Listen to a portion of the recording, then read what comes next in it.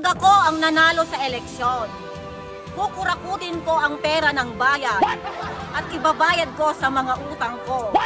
At least, honest ako. Kapag ako ang nanalo sa darating na eleksyon, bibigyan ko ng pwesto sa gobyerno ang kamag-anak ko at mga kaibigan ko. At least, honest ako. Kapag ako ang nanalo sa darating na eleksyon, gagamitin ko ang pondo ng gobyerno para makapag-travel at mag-shopping sa ibang bansa. Dahil makapal ang mukha ko, pero at least, honest ako. Kapag ako ang nanalo sa darating na eleksyon, hindi ko tutuparin ang lahat ng pangako kong ibababa lahat ng bilihin at itataas ang sweldo.